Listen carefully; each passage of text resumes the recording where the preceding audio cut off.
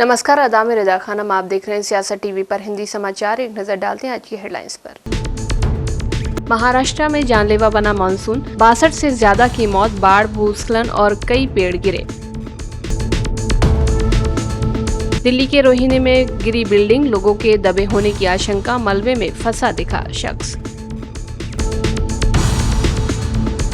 देहरादून पहुंची कांग्रेस प्रदेश प्रभारी कुमारी शैलजा, राष्ट्रीय महासचिव के दौरे से पहले कांग्रेस की तैयारियां।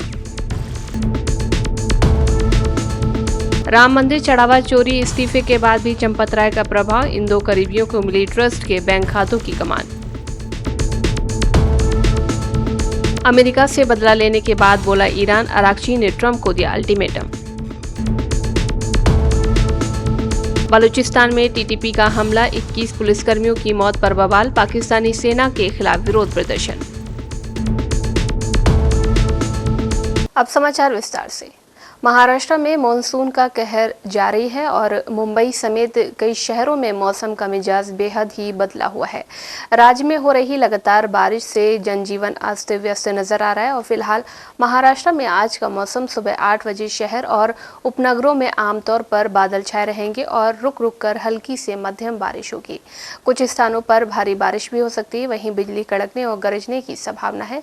साथ ही साथ कभी 40 से 50 किलोमीटर प्रति घंटे की रफ्तार से तेज हवाएं चलेंगी। मुंबई में आज दो बार हाई टाइड आने की संभावना है। महाराष्ट्र में इस बार मानसून और बारिश जानलेवा बन गया है।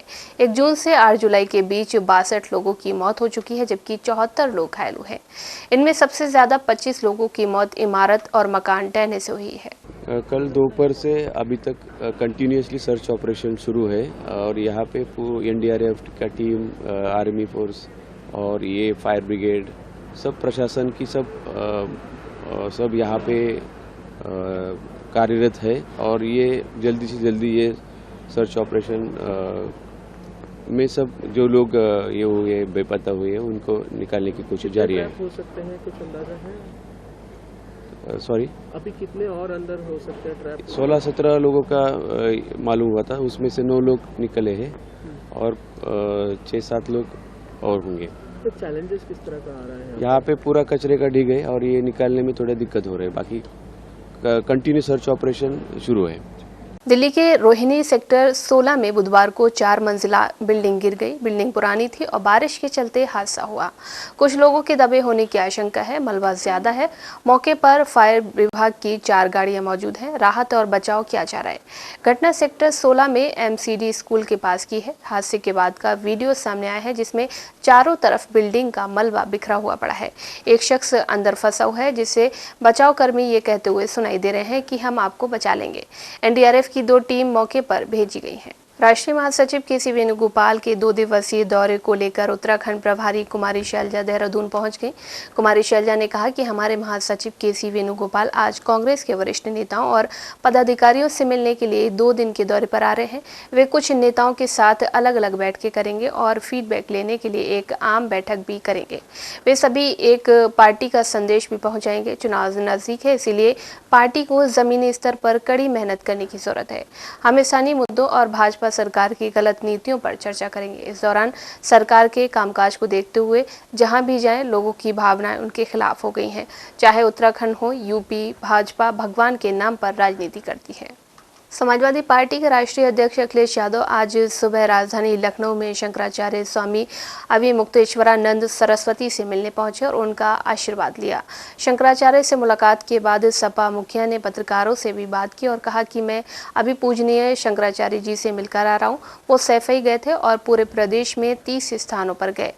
वो गौ माता को लेकर बहुत ही चिंतित है और रास्ता निकाल रहे हैं कि किसी भी तरह से राष्ट्रीय सम्मान गौ माता को मिल जाए। मंदिर में चोरी को लेकर सपा मुखिया ने कहा कि छोटों पर कार्रवाई की गई, लेकिन क्या जिन पर जिम्मेदारी दी गई थी उन पर कार्रवाई हुई या नहीं। राम मंदिर चढ़ावा चोरी मामले में चंपत राय का इस्तीफा भले ही स्वीकार कर लिया गया हो और ट्रस्ट से उनका औपचारिक नाता टूट चुका हो, लेकिन मंदिर प्रबंधन में उनका प्रभाव अभी भी कायम नजर आ रहा है। अंतरिम महासचिव कृष्ण मोहन के साथ ट्रस्ट के बैंक खातों के संचालन की जिम्मेदारी चंपत राय के 2 विश्वस्त करीबियों को सौंप दी गई है। 6 जुलाई को चंपत राय और अनिल मिश्रा के इस्तीफे स्वीकार होने के बाद कृष्ण मोहन को अंतरिम महासचिव बनाया गया। नए महासचिव की नियुक्ति तक वे ट्रस्ट का पूरा काम देखेंगे। खातों के संचालन में उनकी सहायता के लिए सीए चंदन राय और इंजीनियर जगदीश आफले को लगाया गया है। ट्रस्ट के विभिन्न बैंकों में कई खाते होने के कारण ये जिम्मेदारी दी गई है। जेडीयू के राष्ट्रीय कार्यकारी अध्यक्ष संजय झा ने बांकीपुर उपचुनाव पर एनडीए उम्मीदवार नीतीश कुमार से मिलने पर कहा कि वो एनडीए के प्रत्याशी और भाजपा के हैं और जितने हमारे गठबंधन हैं उनके प्रत्याशी हैं। आज उनका नामांकन है, सब पार्टी के लोग उनके नामांकन में रहेंगे और प्रदेश अध्यक्ष भी उनके नामांकन में शामिल होंगे। आज उनके नामांकन के बाद जो बैठक है उसमें सब लोग रहेंगे। हमें नीतीश कुमार जी का पूरा आशीर्वाद है, कहीं कोई भी संदेह नहीं है। तभी कोई कंफ्यूजन क्यों रहेगा? वो एनडीए के प्रत्याशी है, बीजेपी के है और जितने हम लोग एलआई हैं जेडीयू से लेके और जो हमारे 3 एलआई हैं, पांचों के वो प्रत्याशी है और आज उनका नॉमिनेशन है। सब पार्टी के लोग उनके नॉमिनेशन में रहेंगे, हमारे प्रदेश अध्यक्ष भी उनके नॉमिनेशन में रहेंगे। आज उनका नॉमिनेशन के बाद जो मीटिंग है उसमें हम सब लोग रहेंगे। तो एनडीए के प्रत्याशी है, लेकिन कंफ्यूजन कभी था नहीं। तब तो राजनीति है, कुछ भी बोलने के लिए चुनाव में नहीं देखते हैं। इसलिए कल नीतीश जी से मिले हैं, नीतीश जी का पूरा आशीर्वाद है उनको, कहीं कोई कंफ्यूजन नहीं। अमेरिकी राष्ट्रपति डोनाल्ड ट्रंप ने एक बार फिर से दावा किया है कि भारत पाकिस्तान जंग रोकने में उन्होंने अहम भूमिका निभाई थी। ट्रंप ने कहा कि अगर ऐसा नहीं होता तो दोनों देशों के बीच लड़ाई परमाणु युद्ध में बदल सकती थी और लाखों लोगों की जान जा सकती थी।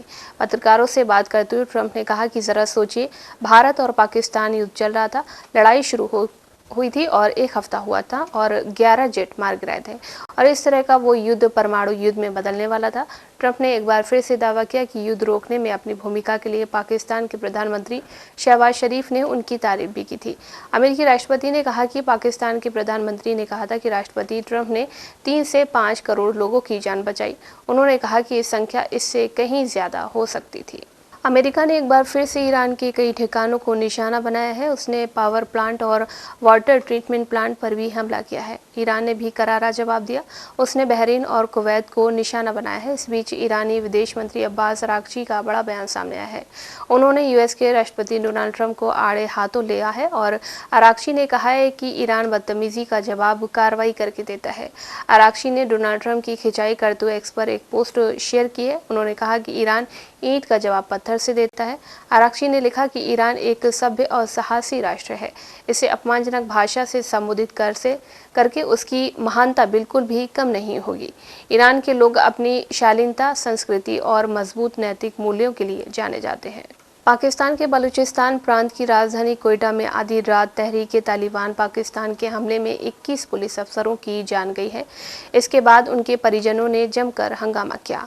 कोयटा के सिविल अस्पताल में परिजनों ने जमकर बवाल किया। बलूचिस्तान के ज़ियारत इलाके में टीटीपी के हमले में मारे गए पुलिस अफसरों के शवों को पोस्टमार्टम के लिए दिया गया है। उनके बाद जब उन्हें दफनाने के लिए कोयटा पुलिस लाइन ले जाने की प्रक्रिया शुरू की गई तो मृतकों के परिजनों ने जमकर बवाल काटा।